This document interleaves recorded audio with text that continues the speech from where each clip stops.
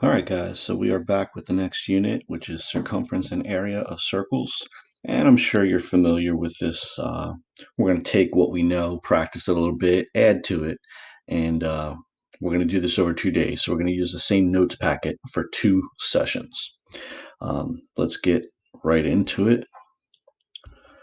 So we have a couple formulas to go with us. We know that the diameter is equal to 2 radii, and we're going to use that because we're going to interchange our formulas here a little bit. So we know that circumference is 2 pi r, but since the diameter is already equal to 2r, we can also use pi d. And for area, it's going to be pi r squared. Okay. Now, something to really pay attention to. You want to use 3.14 for pi. Don't just hit the pi button. You're going to get this big long decimal. Type in 3.14. The pi button might be a little bit of a shortcut, but when you're off by a tenth or 100th or 1,000th and you don't know why, that might be the reason. So especially when the directions are usually going to say use 3.14, just do that. In a multiple choice question, the difference between getting it right and wrong might just be following those directions. So be careful. Also, what we're going to do is we're going to see the word exact come into play. So the word exact we've seen before, like with radicals. So think about this. Radicals meant no rounding, exact values. Now we're using that word exact again to mean no rounding. That two things come into play. One, we might have to work with radicals. Two, we're not going to put in the symbol pi because that requires rounding. 3.14 is rounded. Even if you hit the pi button on the calculator, that is rounded. So when we see the word exact, do not use 3.14. Leave the symbol pi in your answer. And I'll show you a few examples of that, but you just have to be careful. It's actually less work. You have to follow directions. You have to be attentive to that. Okay, so let's see what's happening. Let's look at an example here. So in our first example here, we have a problem here. We have a circle with a radius of 6. So we're going to use our simple formulas. Circumference equals 2 pi r. So that's 2 times 3.14 times 6. And when we work that out, we're going to get 37.68. For exact circumference, notice the answer here. We're still going to do circumference equals 2 pi r. 2, we're going to leave the symbol pi alone, and we're going to put in a 6. And that gives us 12 pi. That's our answer for exact. So notice the difference there. Okay, we're just going to leave the symbol pi in our work. That's it. With area equals pi r squared. So again, we have 3.14, and the radius is 6. When we work that out, we're going to get 113.04. Now, units squared. Area is always squared. Circumference is just regular, meters, yards, whatever. Area is always squared. And again, for exact, notice the difference. We've got pi 6 squared. So that's just 36 pi. So you can see where these two answers are coming from. And again, the difference is we're just leaving the symbol pi in our work. So let's look at a few other examples and make the connection between radius, diameter, circumference, area. Okay, so we just want to make the connections that we have to here. So for number one, or for the first one, let's say, our radius is 9, which means our diameter is 18. Diameter is 2 times the radius. For circumference, we have pi times 18. So that's 3.14 times 18. And when we punch that into our calculator, 3.14 times 18, we get 56.52.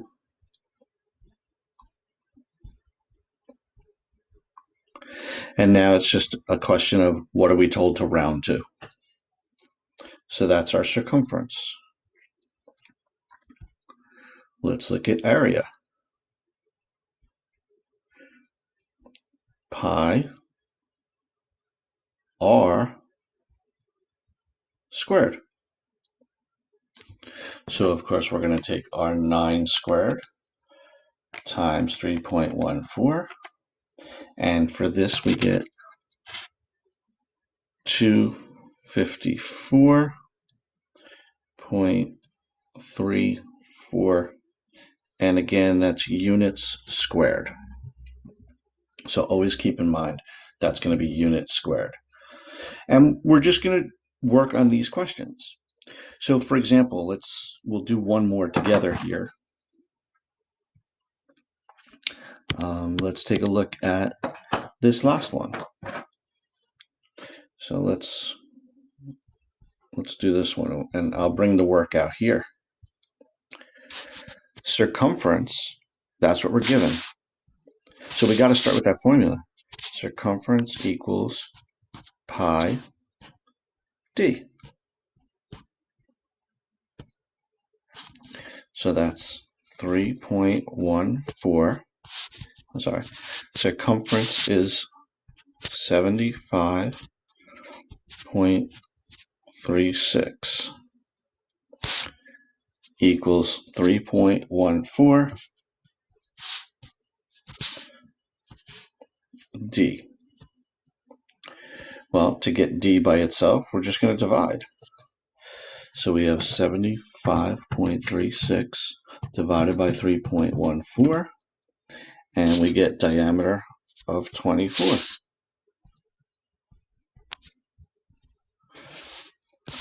Which means the radius is 12 because the diameter equals 2 times the radius.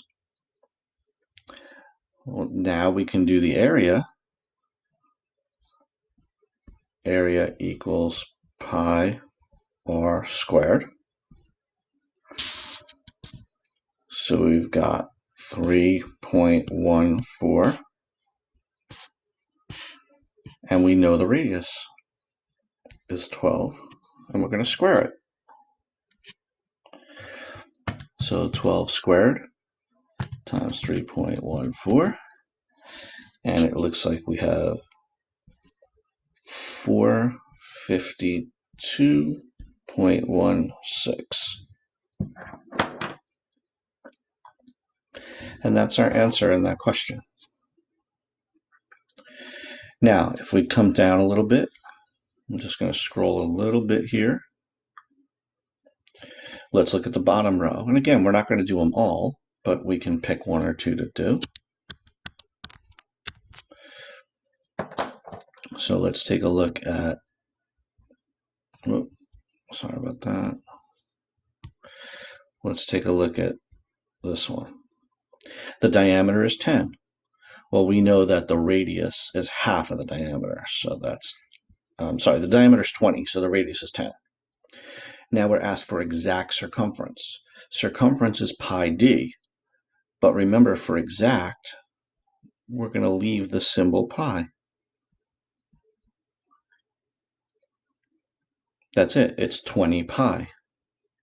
And for area, it's pi r squared. So pi r squared. So that's 100, and we're going to leave the symbol pi. So 100 pi units squared. Okay? So again, with exact, it means that we're not going to round. We're not going to put in 3.14. We're going to leave the symbol pi. It also means in our work that we want to be exact as well. So we're going to have to tie in a lot of our previous knowledge in this section. And let me show you what I mean in an example here. We're going to rely on a bunch of old skills. So let's see what we can do here. Let's look at this first one. We're asked to find the circumference and round to the nearest tenth. So we already know that we're going to be rounding. So let's go with that. So we need either the radius or the diameter. Remember, first, we need either the radius or the diameter. Circumference equals pi d or 2 pi r. So we need either the radius or the diameter. We don't have either. So we're going to have to figure this out. We're going to use a lot of old skills. So first of all, we know a lot about right triangles. So let's make a right triangle. The radius is perpendicular to the tangent at the point of tangency. Well, there's a radius. Now we have a right triangle. We also know that the central angle, which we have, is equal to its arc. So that angle is 40 degrees. So think about what we have now. We have a right triangle, and we know the angle is 40 degrees, and the opposite is 20. We're looking for the adjacent. So we're going to use some trigonometry. Opposite and adjacent. So tangent 40 degrees equals opposite over adjacent. And we're going to have to work that out. So we're going to have to recall some of our trigonometry. Tangent of 40 is 0.8391 equals 20 over r. Put it over 1 and cross multiply. So we get radius is equal to, let's punch that in,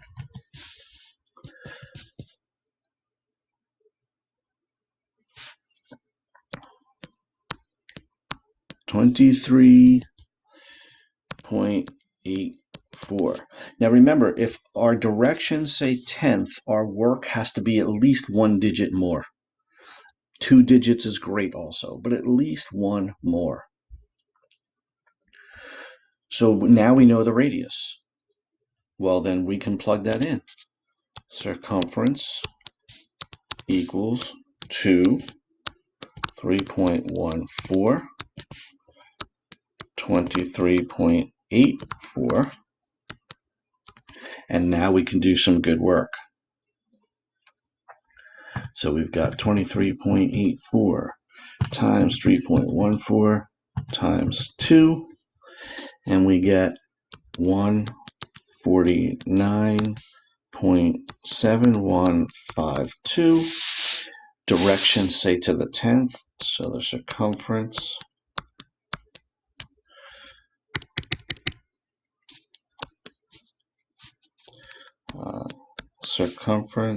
equals 149.7, and whatever the units are, meters, yards, miles, we just know units. So we had to rely on some trigonometry. Let's look at another example here.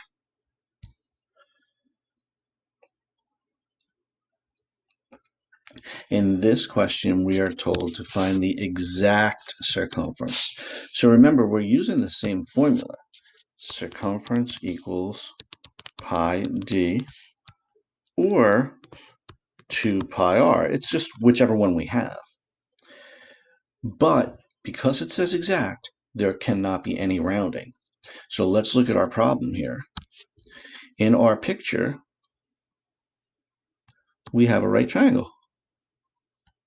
We do not know the radius or the diameter. 6 centimeters is not a radius and it's not a diameter. We need this. We need the diameter right here, which is the hypotenuse of that triangle, which is awesome. Now here's the problem. If we do Pythagorean theorem, which we can do Pythagorean theorem, but remember we can't do decimals. So let's work it out. We've got 6 squared plus 6 squared equals the diameter. We can call it the hypotenuse. You can call it C. It doesn't matter. Squared. Well, that's 72 equals d squared. And we have to take the square root. But we're not allowed to get decimals. So we have to do our factor tree. 2 and 36, 6 and 6. So the diameter is 6 root 2. Now, if we remember our 45, 45, 90, then we know that the hypotenuse equals the leg times root 2. And in this case, the leg is 6. So we could have gotten there another way. But you can use your Pythagorean theorem here.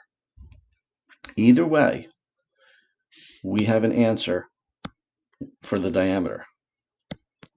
Well, nothing fancy. We're just going to plug that in. And when we do that,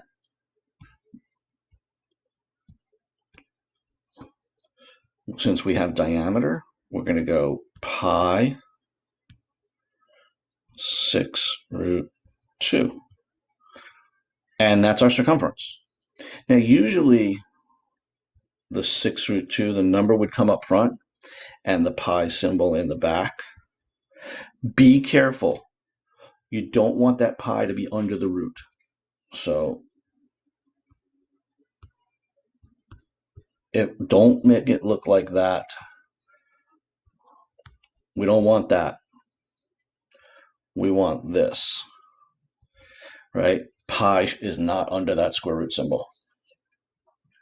So for today, we're going to work on circumference and area, two formulas that you've been working with for a long time. You know the formulas or you have them available.